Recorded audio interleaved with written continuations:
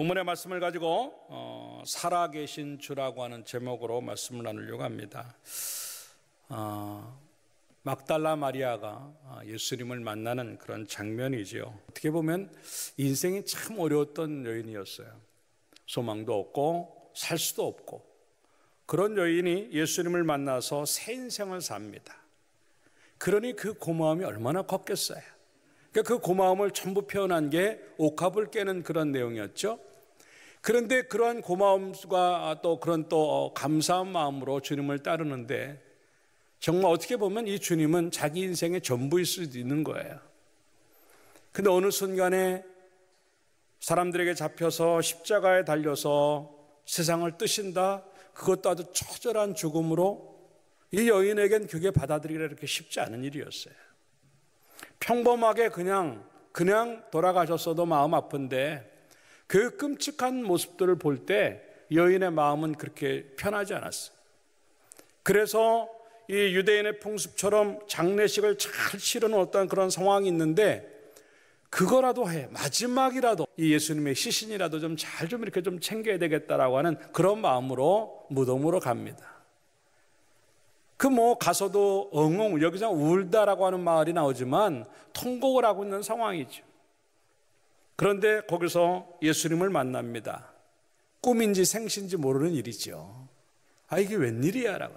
그런데 그 주님을 만나는 순간 예수님이 다시 사신 것들을 확인을 하고 너무 기뻐하는 거예요. 그리고 그 일들을 갖다가 제자들에게 알리는 그런 내용이 오늘 본문의 이야기입니다. 부활의 이야기, 십자가의 이야기를 해도 너무나 잘 알고 있는 내용이죠. 그러나 그것이 우리에게 교훈하는 하나의 사건이 아닌, 그 사건을 통해서 하나님의 일하심, 그리고 그 이야기를 통해서 하나님이 다시 우리에게 또 이야기하시고자 하는 것들이 뭔가, 그거 살펴보는 게 말씀을 듣는 거거든요.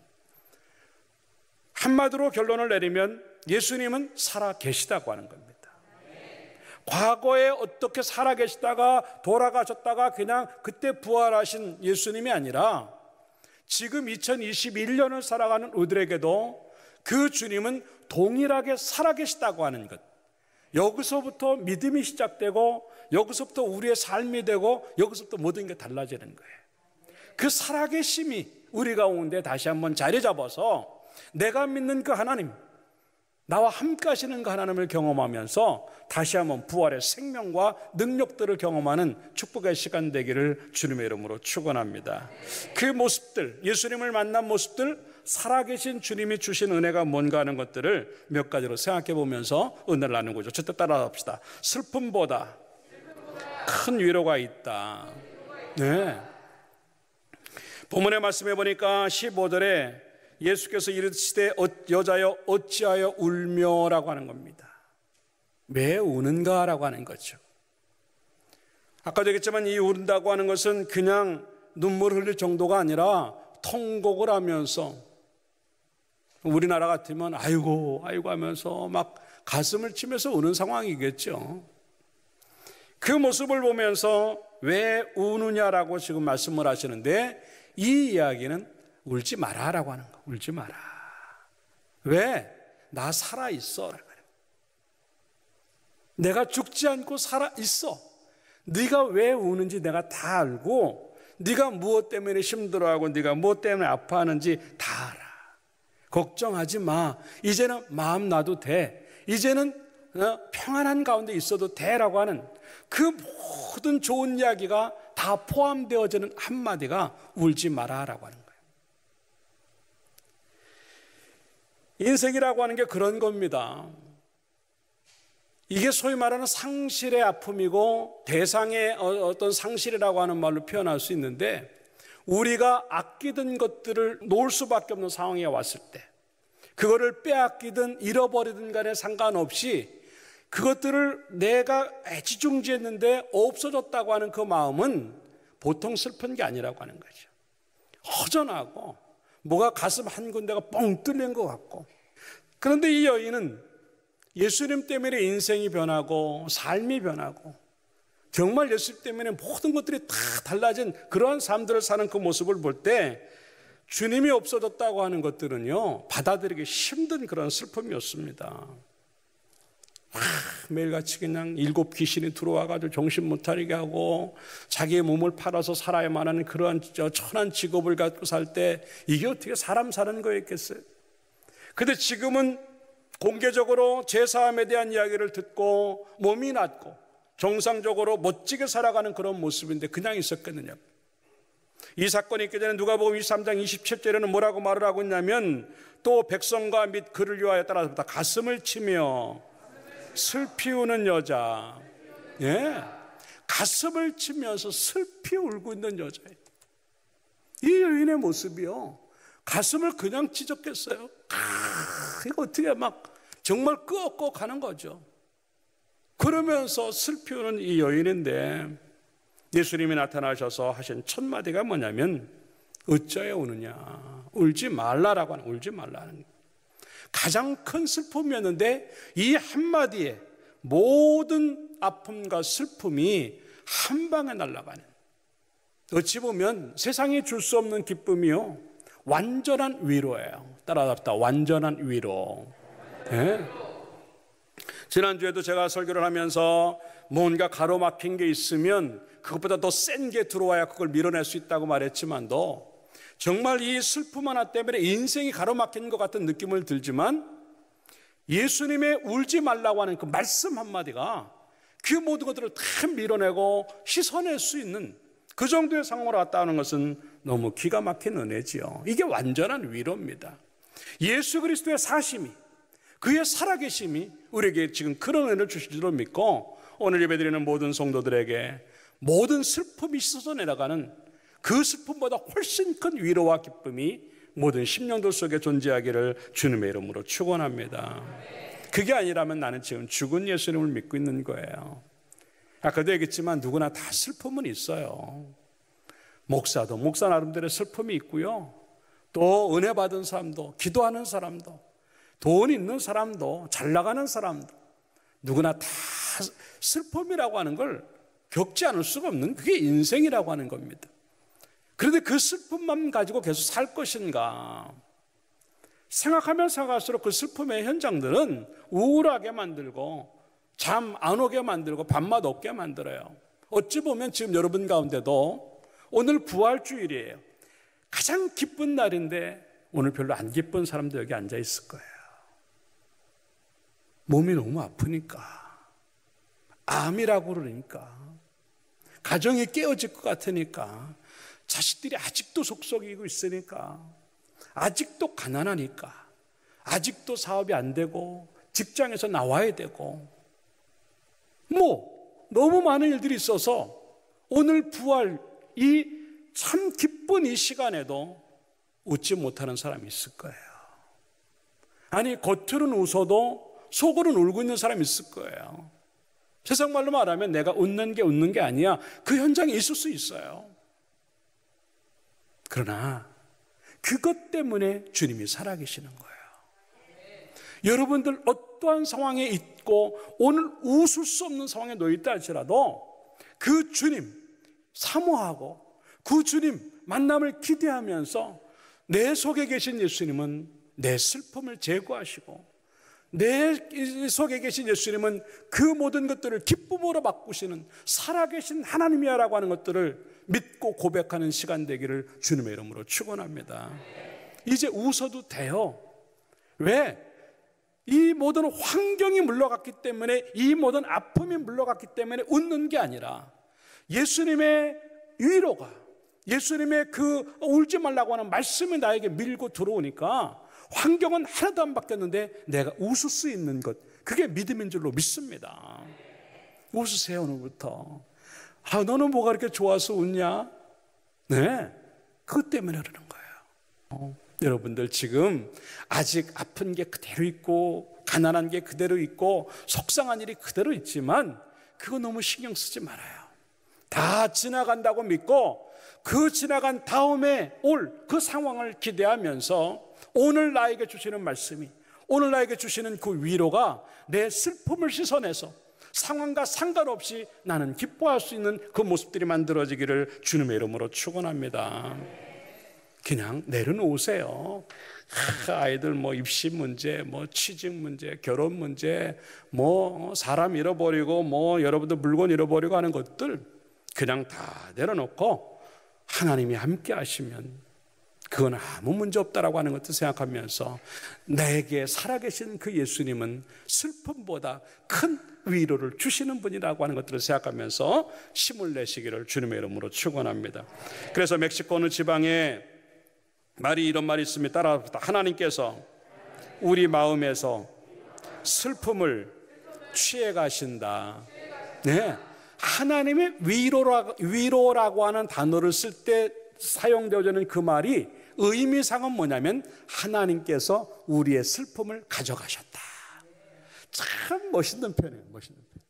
여러분 지금 어떤 상황에 놓여서도 지금 그 부활하신 주님께서 왜 우리를 만나시고 계시는가, 여러분들이 갖고 있는 슬픔이 무엇이든 간에 그 슬픔을 가져가시려고 우리를 만나주시는 줄로 믿습니다.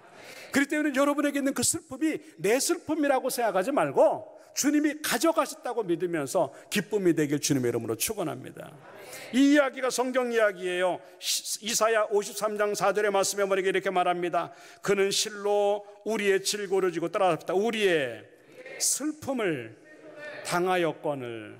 예, 슬픔을 당했다라고 하는 것은 이미 예수님이 그 십자가를 지실 때 그 우리의 모든 슬픔을 짊어지셨다고 하는 얘기. 할렐루야. 이거보다 더 행복한 게 어디 있어요? 다 슬픈데 그냥 슬프게 놔두지 아니하시고 먼저 찾아오셔서, 야, 이미 내가 그 슬픔 다 지고 갔어. 이미 내가 그 슬픔 다 거두어 갔어. 그렇기 때문에 너는 지금 위로받아도 되고 웃어도 되고 기뻐해도 되라고 하는 것인데 그 은혜가 있기를 주님의 이름으로 축원합니다. 비어있는 무덤이라고 예수님 안 계시다고요? 걱정하지 말아요. 비어있는 게 은혜고 영광이에요. 비록 그곳에 예수님의 시체는 없었으나 그곳에 하나님의 영광이 있고 부활의 흔적이 있다고 하는 것을 보여주는 것이기 때문에 오히려 비고 비인 것은 더 큰 증거가 된다고 믿고, 여러분의 삶들 속에 자꾸 모든 것들이 비어져 나가는 것 같고 빈 무덤처럼 허전하게 느끼고 자꾸 부족하다고 느끼고 뭔가 자꾸 슬프게 느껴져도요, 걱정하지 마세요. 이게 비어있는 만큼 하나님의 은혜가 더 크게 밀고 들어온다고 하는 생각을 갖고 그 위로가 우리의 모든 것들을 채워서 여러분 삶들 속에 모자라는 것들이 부활의 은혜로 예수 그리스도로 채워진 은혜가 있기를 주님의 이름으로 축원합니다. 그 은혜 때문에 사는 줄로 믿고 슬픔, 걱정, 또 시험, 어떤 것들이 온다 할지라도 나에겐 예수님이 계셔라고 하는 마음으로 든든해하면서 슬픔들이 사라지고 기쁨으로 웃고 살아가는 여러분의 모습들이 되기를 주님의 이름으로 축원합니다. 미국 샌디에고의 갈보리 침례교회라고 하는 교회를 담임하시는 라크리츠라고 하는 목사님이 쓴 글을 간략하게 제가 소개를 한다고 한다면, 지금은 금요일이에요. 그런데 주일이 오고 있어요. 금요일은 사탄이 이긴 것처럼 보이고 예수님이 배반을 당하고 찢김을 당하고 조롱을 당하고 채찍을 맞고 골고다 언덕을 가는 죽음의 그 시간들은 금요일이에요. 바리새인들과 서기관들이 조롱하고 이긴 것처럼 보였고 사망도 이긴 것처럼 보입니다. 그러나 지금은 금요일입니다. 단지 금요일 뿐입니다. 주일은 옵니다. 그들은 주일이 오고 있다는 사실을 몰라 금요일에 멈춰 살고 있습니다. 여러분도 혹시 금요일에 멈춰 살고 있지는 않나요? 온갖 모욕과 수치, 조롱과 멸시를 당하시며 십자가에 달려 죽으셨지만 따라합시다. 예수님은 부활하셨습니다. 오늘은 금요일이 아닌 주일입니다. 네, 이런 내용이에요. 참 멋있는, 금요일이 아니고 오늘은 주일이에요. 예수 그리스도의 고난도 기억해야 되지만 그것보다 더 많은 생각을 하는 것은 주님이 나와 함께 하시고 살아 계시다고 하는 것, 그리고 그분 때문에 이 주일은 기쁜 날이고 행복한 날이라고 하는 것을 의미하는 그런 얘기죠. 따라합시다. 슬픔의 이유가 없어지는 날이다. 예. 슬픔의 이유가 없어지는 날이 주일이다. 그래, 슬픔의 이유가 없지. 예, 왜 이유가 없겠어? 다 슬프죠.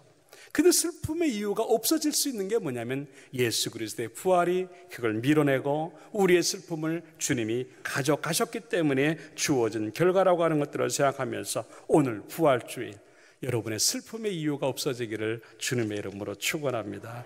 두 번째 따라합시다. 항상 그곳에 계신다. 15절에 어찌하여 울며라고 하는 얘기를 하면서 그 다음에 뭐라고 또 말씀을 하시냐면 누구를 찾니? 누구를 찾느냐? 누구를 찾느냐? 예, 잃어버린 주님, 무덤에 계셔야 되는데 안 계신 그 주님을 찾으면서 방황하는 이 여인에게 하신 말씀, 누구를 찾느냐라고 하는 거죠. 그런데 주님이 그 앞에 떡 나타난 것을 보면서요, 아마 이 여인은 말도 못했을 거예요. 부활하신 그 주님을 자기 눈으로 현장에서 보면서 정말 놀랐을 것이에요. 누구를 찾니? 그 찾는 분이 여기 있다. 이 말은 바로 살아계신 주님은 항상 그곳에 계시다고 하는 거예요. 그게 슬픔의 현장이든 죽음의 현장이든 어떤 현장이든 상관하지 아니하고 예수님은 항상 그곳에 계신, 아니 예수님은 항상 나와 함께 하시는 그 주님이라고 하는 것. 그렇기 때문에 살아계신 주님이죠. 죽으셨다면 어떤 이야기 속에, 성경이라고 하는 틀 속에, 아니면 과거의 어떤 상황 속에 그냥 묶여 있을 텐데 지금도 그 역사가 일어나는 이유는 뭐냐면 하나님은 현재 하나님이고 지금 우리와 함께 살아계신 하나님이기 때문에 그런 줄로 믿습니다. 이 여인은요, 다시는 주님 못 만나는 줄 알았어요. 그렇잖아요. 죽으면 끝나니까 다시는 못 만나고 생각했어요. 그런데 주님이 자기 앞에 계신다. 이게 바로 예수 그리스도가, 살아계신 그 그리스도가 어떤 분인가 하는 것들을 보여주는 그런 모습이죠. 눈에 안 보인다고, 만질 수 없다고, 느낌이 없다고 예수님이 안 계신다? 그건 내 입장이에요. 내가 만지지 못해도 주님은 계시고, 내가 보지 못해도 주님은 계시고, 이게 신앙이에요. 아니, 만져지고 보고 다 할 수 있다고 한다면 무슨 우리가 하나님이라고 말할 수 있어요? 그러나 비록 그런 것들이 아니라 할지라도 눈에는 보이지 않는데 이게 역사가 일어나거든요. 지나가면 흔들리는 걸 보고 아, 바람이 있었구나라고 하는 걸 아는 거예요. 우리 인간의 눈이 바람 하나 못 보는데 아니 예수님을 보고 하나님을 보겠다? 아니지요. 그러면 바람 못 봤기 때문에 바람이 없다고요? 무슨 얘기예요? 그럼 어떻게 움직일 수 있어요? 하나님을 못 봤는데 하나님 안 계시다고요? 어떻게 이런 일들이 일어날 수 있는가 하는 거죠. 말씀대로 이루어지고 사람의 심령 속에서 복음이 들어가는 곳마다, 예수의 역사가, 예수의 이름이 들어가는 곳마다 그렇게 많은 역사가 일어나는 이유가 뭔데? 하나님은 살아계시기 때문에 그렇습니다. 그게 신앙이에요. 따라합시다. 하나님은 살아계셔. 이 믿음이 있기를 주님의 이름으로 축원합니다. 너무 힘드니까 안 보이는 거예요. 이 여인도요, 너 왜 우니? 너 누구를 찾니? 그런데도요 못 믿는 거예요. 주님 부활하셨다고 하는 데까지 생각이 안 미치는 거예요. 그래서 성경 뭐냐면 동산지기인 줄 알았다. 동산지기인 줄 알았다. 그 이유가 뭐냐면 예수님을 바라보는 그 눈이 아직도 인간적인 상황에서 놓여 있는 거예요. 왜냐하면 주님을 부를 때 라보니, 랍비라고 말을 해요. 선생님, 이거는 너무 많은 사람들이, 그 랍비는 널려 있어요. 그 여인의 눈에 아직도 하나님으로, 예수님으로, 부활하신 그분으로 보이지 않으니까 아직도 찾고 있는 거예요. 헤매는 거예요. 오늘도 마찬가지예요. 우리의 그 모든 상황이 너무 어렵고 힘들고 속상하고 슬프니까 그 문제에 가려가지고 예수님이 안 보일 때가 많아요. 아, 이럴 때 하나님은 뭐 하시나? 이럴 때 하나님은 어디 계시나? 그러니까 우리는 자꾸 어려우면 어려울수록 하나님에 대해서 의심할 수밖에 없고 존재에 대해서 자꾸 부인할 수밖에 없는 경우는 참 많은 거예요. 근데 과연 그럴까 하는 거죠. 그 어려움 중에도 하나님은 함께 하시는 것, 그걸 바라보는 것이 예수 그리스도를 정확히 보는 사람들이 하는 거예요. 이 여인도 그걸 못 보니까 랍비라고 생각하니까 그게 안 보였는데, 다시 보니까 그는 랍비가 아니었고 주님이었고, 그는 랍비가 아니었고 메시아였고, 그는 랍비가 아니었고 구세주였다고 하는 것을 그때서 느끼고 제자들에게 가서 그 얘기를 하는 것을 우리가 지금 보고 있다고 하는 겁니다. 여러분 눈에 하나님이 하나님을 안 보이는 이유가 뭘까? 아직도 사람의 눈으로 그걸 보기 때문에 그래요. 여러분의 눈이 영의 눈이 되고 여러분의 심령이 영의 심령이 되어서 하나님 생각하면 믿고 그곳에 계시다고 인정할 수 있는 우리의 믿음들이 만들어지기를 주님의 이름으로 축원합니다. 다니엘의 세 친구가 풀무불 속에 들어가 있는데 3명을 집어넣는데 4명이 그 속에 있다. 그게 바로 가장 끔찍한 현장에서라도 주님은 항상 거기에 계시다고 하는 거예요. 요나가 바닷속으로 들어갔는데 그 속에서도 하나님이 계셨고, 물고기 뱃속으로 들어갔는데도 그 속에 하나님이 계셔서 역사를 일으킵니다. 야곱이요 도망 다녔는데 그곳에도 하나님 계시니까 베델에서 하나님을 만나는 거예요. 베드로가 도망가서 고기를 잡는 것처럼 보이는데 부활의 주님은 거기까지도 추적하시고 찾아오셔서 먼저 만나 주신 바 되는 그 모습이 바로 예수 그리스도의 살아계심의 모습이라고 하는 것을 우리에게 지금 얘기하고 있는 겁니다. 다시 말해서 내가 바닷속으로 들어가든, 내가 무슨 하늘로 올라가든, 내가 무슨 도망자의 신세든, 내가 무슨 어려움을 당하든, 불 속에 들어가든 물 속에 들어가든 아무 상관하지 아니하고 따랐다. 하나님은 항상 그곳에 계셔. 네. 이게 시편 139편 7절의 말씀이에요. 내가 주의 영을 떠나 어디로 가며 주의 앞에서 어디로 피하리까? 내가 하늘에 올라갈지라도 거기 계시며 스올에 내 자리를 펼지라도 거기 계시니이다. 내가 새벽 날개를 치며 바다 끝에 가서 거주할지라도 거기서도 주의 손이 나를 인도하시며 주의 오른손이 나를 붙드시리이다. 할렐루야. 물속에 가든 배달로 가든 하늘로 가든 새벽에 가든 밤에 가든 낮에 가든 상관하지 아니하고 주의 손이 거기서도 나를 붙들고 계시다고 하는 것, 이게 은혜인 줄로 믿고 살아계신 하나님이 여러분의 현장에 계시기를 주님의 이름으로 축원합니다. 이 상황을 누가복음 24장 5절은 이렇게 말합니다. 여자들이 두려워 얼굴을 땅에 대니 두 사람이 이르되 따라합시다. 어찌하여 산 자를 죽은 자 가운데 찾느냐. 네, 이게 여인의 모습이에요. 살아계신데 아직도 무덤 안에만 기대하고 있어요. 마찬가지로 우리들도요. 하나님은 항상 우리와 함께하고 계신데 좋을 때의 하나님, 응답 주실 때의 하나님, 해결되어질 때의 하나님, 치유하실 때의 하나님, 그리고 뭐든지 내가 원하는 대로 마음먹은 대로 될 때의 하나님만을 찾으니까 안 될 때, 응답 없을 때, 아플 때 하나님은 발견을 못하는 거예요. 오히려 그 안 될 때 하나님을 찾을 때 기적을 볼 줄로 믿습니다. 이제는 하나님을 갖다가 내가 알아서 그냥 죽은 자의 상황에서 하나님을 만나려고 하지 말고 하나님은 산 자 중에 계시다고 하는 것도 생각하고 내 현장을 자꾸 살려야 돼요. 믿음으로. 이 예배가 산 예배가 되길 주님의 이름으로 축원합니다.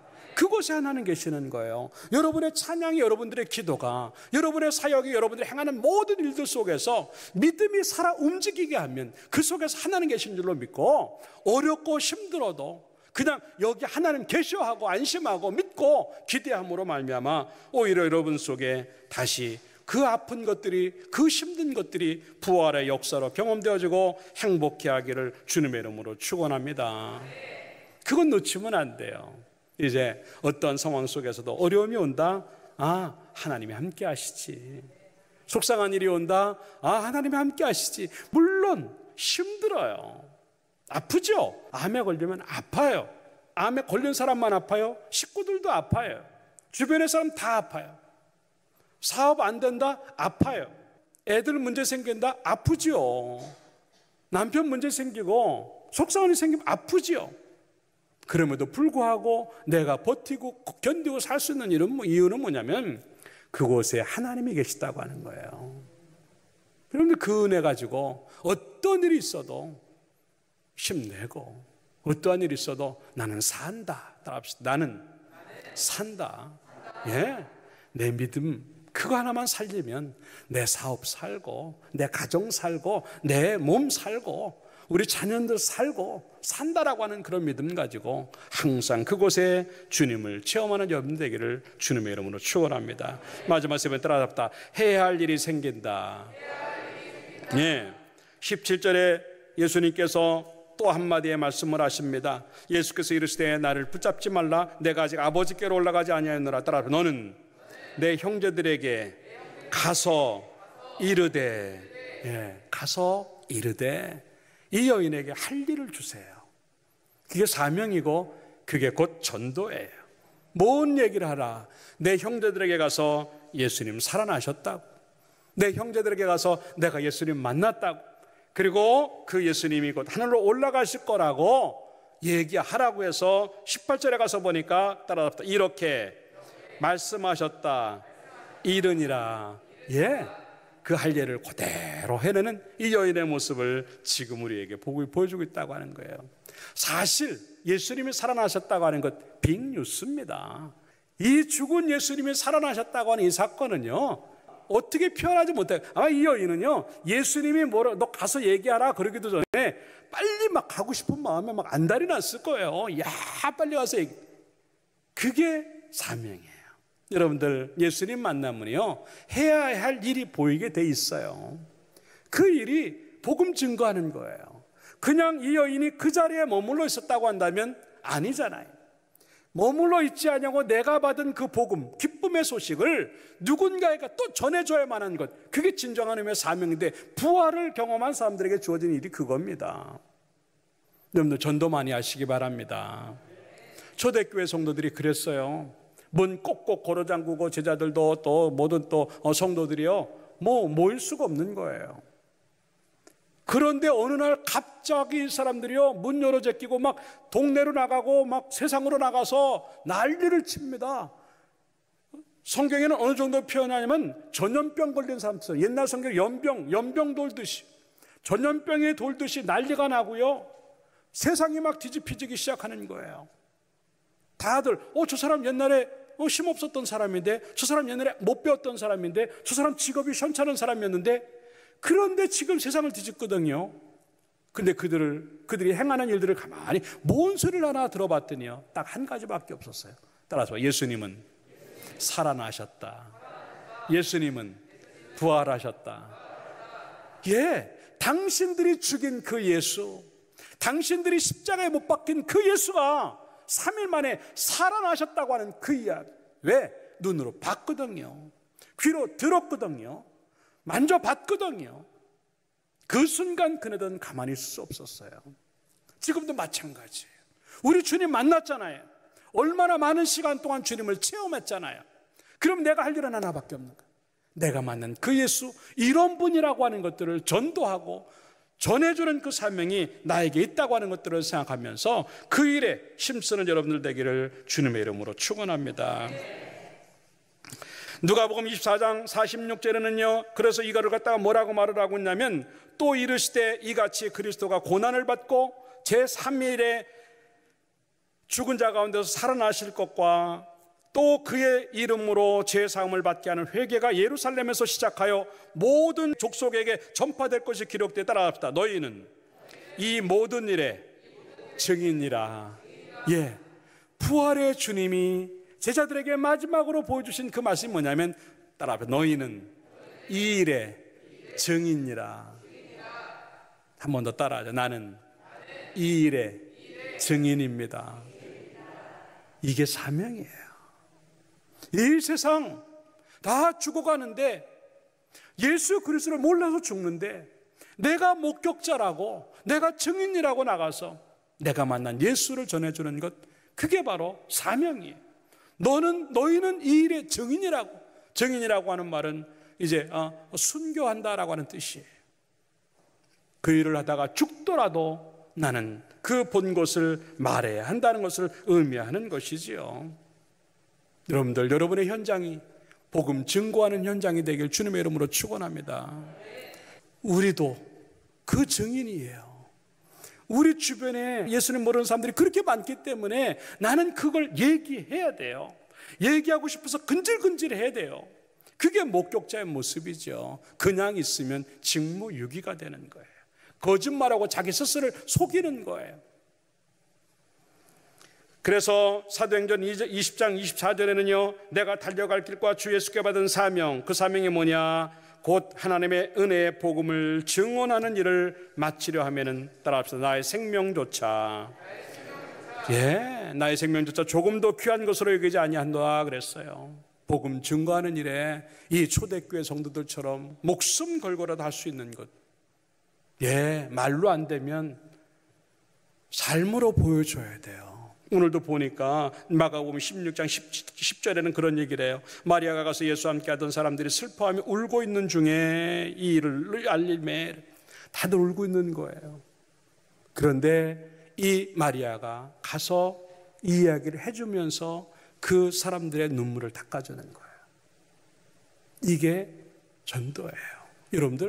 여러분 주변에 지금 울고 있는 사람들 많아요. 웃고 있는 것처럼 보여도 속으로 울고 있는 우리 주변의 친구들, 동료들 많아요. 이웃들, 친척들. 그분들에게 뭘 줄 것인가?